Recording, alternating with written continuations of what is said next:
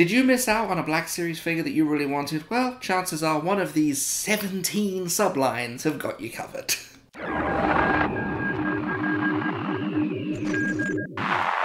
Hello there, welcome back to the channel. I am Grand Moff Tony. You know, last week while I was going over the comments and the discussions and whatnot from last week's video, it really got me thinking about how many different ways there are to get re-releases of existing Black Series figures in this line. It really does seem to be something that Hasbro has gotten down. They re-release figures so many different ways, it's practically impossible to miss out on a figure that you really want. Well, that got me thinking, what is the best of the Black Series sublines? Now, there are tons of these things. There's loads of these lines. And actually sitting down and going through them and deciding which ones were decent, which ones weren't really worth the money, it was actually rather fun. So what I did, I popped online to tiermaker.com and I had a crack at making one of these fancy YouTube tier list things. Never done it before, but I had a really good time doing it. So that's what I'm going to do today. I'm going to sit here and I'm going to rank the 17 that I counted Black Series sublines in order of how good I think they are. A little side note before we get started, I did split the 50th anniversary Lucasfilm subline into several subline categories, because that line also included Lucasfilm Publishing, it included the 2 versions of the Clone Wars lines. That's something you'll see a couple of times, because I feel like the main 50th Lucasfilm line may not necessarily be as good as some of the sublines that came along with it. So here you have my tier list. It starts at the very, very bottom with blow that piece of junk out of the sky, up one level to I have a bad feeling about this, and you can choose whichever character you like is saying that. In the middle we have the evergreen only a Sith deals in absolutes. Slightly above that you have my kind of scum, and right at the tippity top we have I need them. I need them all. They're great. Every single one of them. And not just the main characters, but the background characters. And the troop builders too. I'll include a link to the tier list in the description down below, but in the meantime, let's crack on with this. Up first, let's talk about the archive line. Now, this is a great way to get older figures back on shelves, particularly with the new initiative to also do an Archive International wave. I guess I never really appreciated how difficult it is for people in certain areas to get the same sort of figures that we get in the US or in the UK. So this is a brilliant idea. Now, the character choice can be a little iffy sometimes, especially recently. It's hard to tell whether this is supposed to be a proper archive line or whether it's just going to be one of the international archive lines, because you start to see characters that you didn't really expect to see in the line. Like, I don't know if Grogu needed an archive re-release. People didn't want to pay $25 for Grogu when he was in the Galaxy line. I don't know if putting him in an archive box will change that much. With that being said, we've also seen instances where old figures have been improved and made so much better by their archive re-release. Most archive re-releases come with a photoreal update for a figure that may or may not have had one back in the day, but in recent years we've also seen actual sculpt updates to figures, with the Boushh Princess Leia being reduced in height, or Veteran Han's face being ever so slightly fixed so it slightly resembles Harrison Ford. Overall, this is a great little subline, and I actually owe a lot of the figures in my collection to the fact that they came out again in the archive line, and that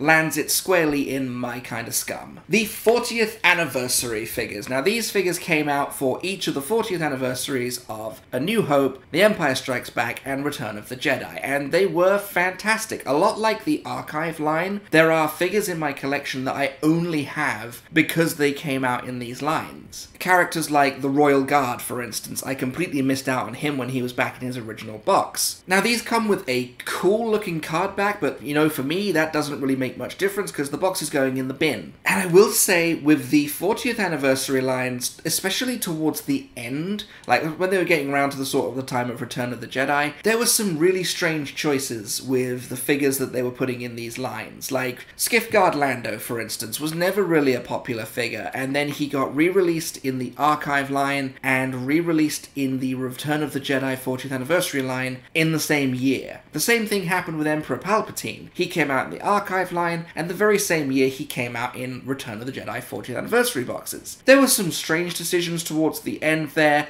I do like the anniversary concept. It's a great way to go back, and you always get the characters and figures that you want out of these movies. You know, you're getting your Lukes, your Hans, your Leias, you're getting your Vaders. It's a pretty decent line, but it can be very hit and miss. That's why I'm going to stick it in only as Sith deals in absolutes. The 50th Anniversary Lucasfilm line. Now remember, per my introduction, these are not including the Clone Wars figures or the Lucasfilm Publishing figures. This is just the ones that came with the 50th Anniversary sticker on them, and I can't really group them into any particular category. There are a lot of strange choices in this subline. There are a lot of vintage-looking figures, and if that's your thing, then great. I don't really understand the appeal of wanting to buy a figure in 2024 that looks like it was made in 1982. Equally, there are a lot of Kenner color figures. There's the Droids color Boba Fett. I don't know, just really peculiar choices to me. None of them really stuck out. I will, however, say that the Power of the Force figures under this title, with Han, Luke, and Leia from the original,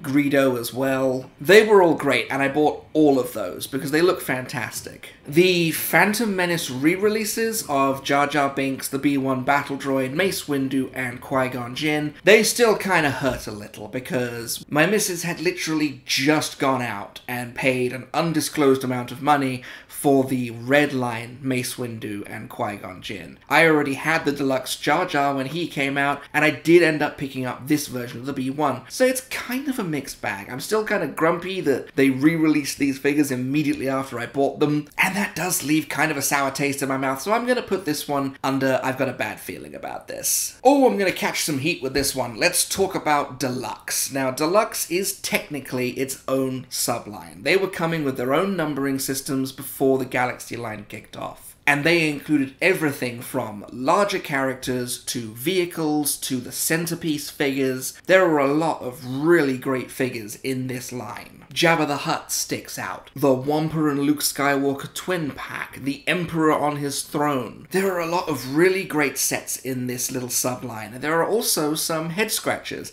And that really plays into the biggest question with the Deluxe line, which is what makes a figure deluxe? Because we really can't seem to nail that down. Is it paint apps? Is it the size of the figure? Well, if it was the size of the figure, then the Porg's twin pack and Grogu wouldn't be in this line because they are very, very small. They did have reduced prices, but they are very, very small. But you also have great figures in this line, like the Imperial Probe Droid, or the Luke and Yoda Dagobah twin pack, which finally brought our Yoda down to the correct size. And you know, I'm not gonna lie, vehicles, large characters, I'm all for this stuff. This absolutely goes in my kind of scum. Sticking my neck out there, I really like deluxe figures. Whether you get more in the box with them, or whether it's just a really cool character done a really cool way, I'm a fan of this line. The 2003 Tartakovsky Clone Wars line. Now, this was part of the 50th Anniversary Lucasfilm subline, and as most of you who are watching know, Tartakovsky's Clone Wars is not my favorite Star Wars media. And when these figures came out, I didn't really feel like the Tartakovsky art style translated very well at all into Black Series. I could see what they were going for, but it was just more misses than hits for me. Now, with that said, they weren't all misses. I actually really liked the look of the ARC Trooper that came in this line. If I saw that tomorrow, I would probably pick it up. But the Mace Windu just looks kind of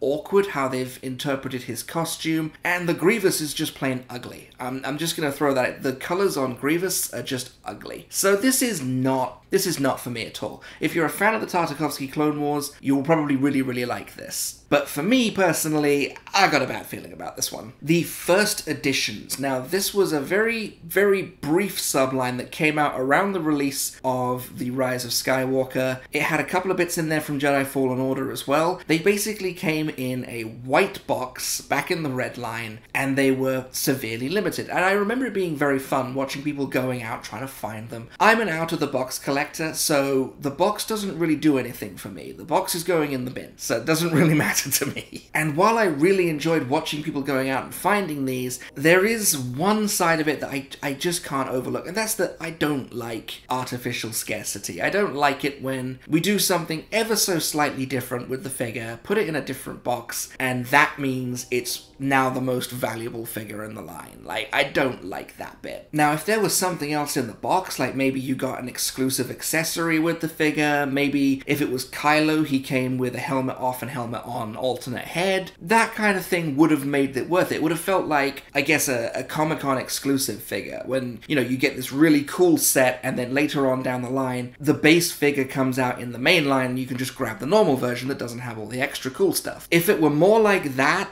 I would be totally on board with these first edition figures, and I would love to see it happen again, because, like I say, it was fun to watch. But as they are, blow that piece of junk out of the sky. Not interested. Don't do it again. The 2008 Clone Wars subline. Now again, this was part of the 50th anniversary Lucasfilm initiative, and I love these figures. I adore this entire line. It's not even just the great character choice, because the character choice was perfect, but it was the experience of going out looking for them. I covered so much ground in Michigan looking for these figures. The Obi-Wan in particular, I just could not track down. I drove many miles to go and pick up the Anakin Skywalker when I finally found him. I found Hawk in a local store, which made me really happy. And then my missus found Echo while she was out and about with her mum. It was great. It was just a really good hunt. And these are brilliant figures. The Kenobi is the best of him in the line. I'm putting my foot down and I'm saying it's the best Kenobi. And unlike the Tartakovsky Clone Wars figures, I actually feel like the art style translates so well into the Black Series. So much better. I love all of these. I want more. I love all of these. I want more of them. I need them. I need them all. Carbonized. Ooh, shiny. No. I do not like these figures. I don't like the shiny Star Wars figures. I'm sorry, I just don't. I think the boxes are kind of cool, but like I said, I'm an out-of-box collector. The box isn't for me. I'm interested in the figure, and the execution of the shininess on the figure, sometimes it feels, okay, I could see it with the Stormtrooper, for instance, but when you get down to it, they cover the whole figure in this shiny stuff, not just the metal parts or the armor parts. They cover the whole figure, so all of the cloth, all of the clothing, it's all shiny, and I just don't like it. It makes the colors so stark, and every time I saw these things, I was just like, we're still doing this. Okay, I'm just checking. I haven't seen one for a long time. Now, I think the last ones I saw were the Shore Trooper ones that came out. I feel like that was the last time I saw these guys, but it's really not for me. Like, it's not for me at all. This feels like it's more for the inbox collectors. It's more for the completionists who want to have like a little section of their collection that's in shiny boxes. And if that's for you, then more power to you. It's not for me. Blow that piece of junk out of the sky. Lucasfilm Publishing. Love this line. This line is fantastic. Comic accurate representations of different characters in Black Series form. I think it's brilliant. The Luke Skywalker from Heir to the Empire is incredible. I love the Sith Apprentice Darth Maul. He is so good. These characters and the way that they've done them just have something that makes me really excited every time I see one. I love the box as well, the fact that you open the box up and there's the figure, or if you bought one during the plastic-free packaging stuff, you open the box and there's another box. Great character choice, great execution. With that said, there are a few figures in this line that I will never feel the need to own. I don't feel the need to go out and buy Jackson. I don't particularly care about his character. While I loved Star Wars Infinity growing up, I don't need a white Vader in my collection. I've got the original Dr. Aphra, so I don't really need this one. It's a really solid line, and I really want to get into collecting the Scar Squadron stuff because I've had so much fun collecting like Delta Squad in the gaming grades and the Bad Batch figures in the main line. I just feel like it'll be even more fun to do Scar Squadron as and when each of them come out. This is a brilliant little line, and it is absolutely my kind of scum. Gaming Greats. GameStop's little exclusive line is fantastic. This is an absolutely brilliant line. They were doing it back in the old Redbox days. They have continued to do it into the Galaxy line. There are some fantastic figures in here. Really, really great characters like Cal Kestis and Bastila Shan. Really, really great looks like the Old Master Maul. Great troopers like the Rocket Trooper and the various different battle droid variants. And of course, we cannot overlook some of the best figures in the entire line. Darth Malgus, Darth Malak. These figures all came from Gaming Greats. It's a fantastic line. Delta Squad were great. The Jedi Survivor Cal Kestis was the best figure that came out that year, and to me personally is second only to the Corvus Ahsoka for best in the line. This is an absolutely brilliant line. I think it's absolutely fantastic, and I'm gonna say it, I need them. I need them all. The concept line.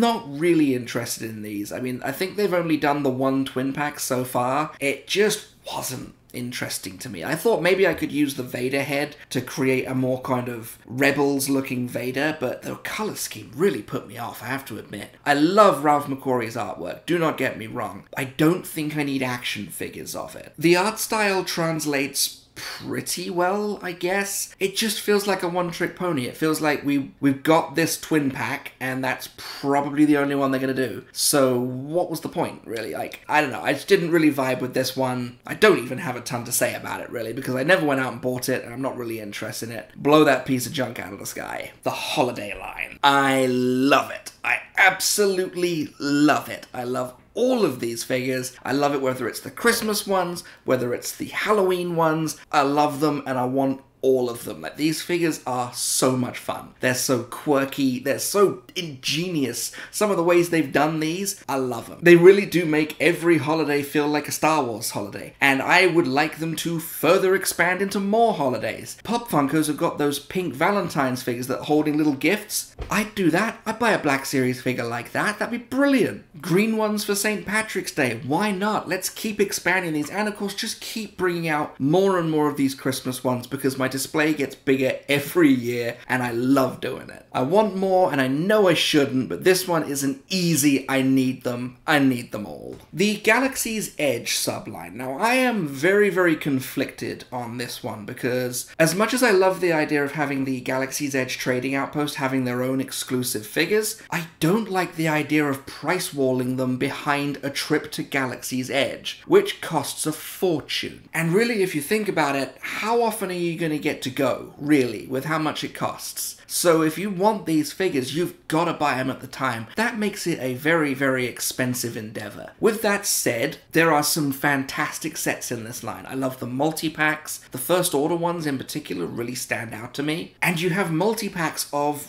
really, really interesting choices, like Galactic Creatures or the Droids. I love all of that. Like, give me all of that and give it to me all day long. And on the bright side, these sets do seem to be coming to Hasbro Pulse very, very slowly. And there was also that instance where the Hondo line came out as Target exclusives, so I was able to get those. I don't know, I'm kind of mixed on this one, because I really like it. There's some really good figures here. Doc Honda looks fantastic, and you can get them in other places like Pulse, and occasionally they'll come out elsewhere, but predominantly they are kind of price locked behind a trip to Galaxy's Edge. I don't know how I feel about that. You kind of feel like you have to buy them there, or you have to overpay on the secondary market. Maybe we'll improve on this. Maybe more of them will come to Pulse and be more available, in which case I'm all over it. In the meantime, I'm going to pop this in Only a Sith Deals with Absolutes. Credit collection. Nope. Don't get me wrong, I get what they were going for here. I get what the idea was. It's interesting color schemes based on the after-credit concept art of The Mandalorian, and that's cool. I love the artwork, and the artwork is very well done on the box. Box is going in the bin, though. And the colors on the actual figures themselves feels really weird. Like, it just feels really, really strange. Like, why does the Dark Trooper look like that? Why is he blue? Why is Moff Gideon blue? Why are all these characters blue? Now, I'm not gonna lie, I have two of these, and I bought them for two very different reasons. Firstly, I have the Heavy Infantry Mandalorian, which I bought because at the time, the mainline version of the figure was really, really hard to track down. Of course, now he's all over the place. So here I am with a bright blue heavy Mando. And secondly, I bought the Tusken Raider because I thought, you know, a bit of diversity in my Tusken crowd, that'll look good. I really don't like this figure, and it's taken me a long time to come to terms with the fact that I deeply regret buying both of these figures. I would undo it in a heartbeat if I could. I'm sure a lot of people would do a lot of really interesting things if they managed to go back in time one day. Mine would be talking myself out of both of these purchases. I don't care for the credit collection. I don't care for the little piece of currency you get with it. It's really not for me. If it's for you, fantastic. If it's up to me, blow that piece of junk out of the sky. On to the more modern re-releases, we are looking at the Holocom collection. Really like the idea. The idea of the Holocom collection really works for me, and Star Wars has always done holographic figures. This is nothing new. I think I had like 3 different versions of the same Darth Sidious figure back when I was a kid, except one of them was a hologram. For some reason it still came with all his Force Lightning accessories, but I don't know, it just looked cool. And they do look cool. I've got one of these, I've got the Bo-Katan. She does look cool. And while the character choice is definitely improving, I still don't like the bounty puck thing. I still don't like that we kind of hemmed ourselves in with that. And as I say, that has kind of